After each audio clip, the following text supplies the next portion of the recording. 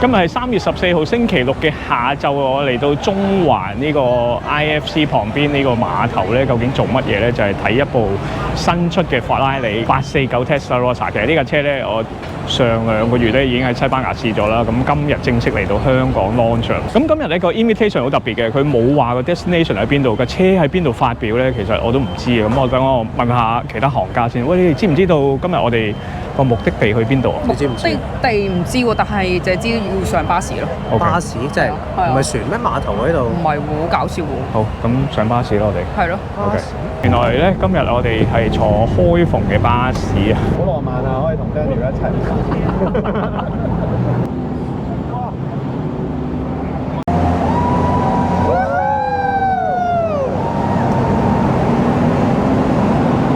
哇！大家都睇到最新到香港嘅849 Testarossa， 我哋而家去緊一個地方咧，去睇呢架車嘅發佈會。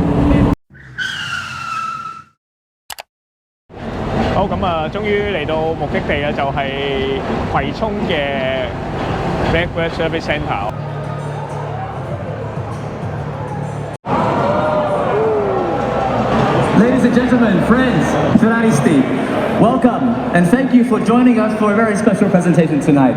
So may I ask you all to now please come and join me in the main hall and take your seats for the main presentation. How are you? Very good. Good, yes. Ben arrivato e ben arrivati. Ladies and gentlemen, friends and Ferraristi, welcome. 今次發佈會好特別咧，就係代理將整個維修中心咧變身做好似一個時裝 show 嘅 catwalk 舞台咁樣啦。嗰架849 Testarossa 咧就用純電模式啦，喺嘉賓面前咧一路繞圈咁樣展示啦，非常之特別。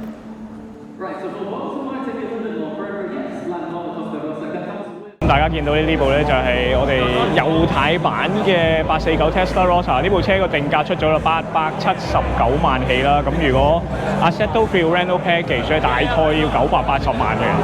講翻今次嘅849 Testarossa 咧，佢就係承繼上代 SF90 嘅車系啦，不過咧內外咧幾乎係全新設計嘅。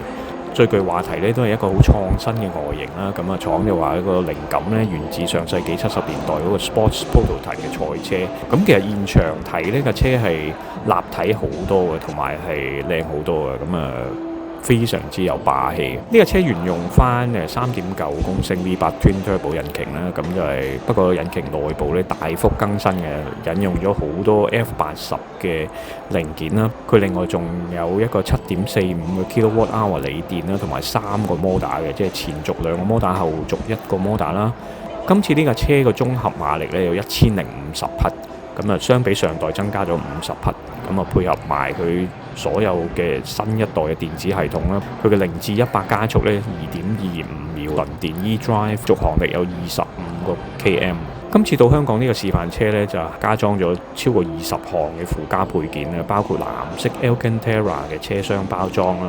據我所知呢個落地價超過1100萬港元。發佈會現場咧，代理展出咗一系列嘅 Hybrid Electric 嘅 Hypercar Supercar 啦。咁我哋見到有La Ferrari 啦，就係第一部嘅法拉利嘅混能超跑啊。係啊，第二部咧就係 FXXK 啦。係啊，第三部就係 SF90 啦，第四部咧就係我哋而家買得到嘅296 Speciale 咧，就係第一架交付嘅香港車咁。呢架車咧，其實我之前喺珠海試咗啦，咁啊大家可以稍後留意我嘅影片啦。咁我哋喺現場咧，仲有見到好多其他嘅特別版啦 ，F50 啦，365 Daytona啦 ，F40 啦，哇！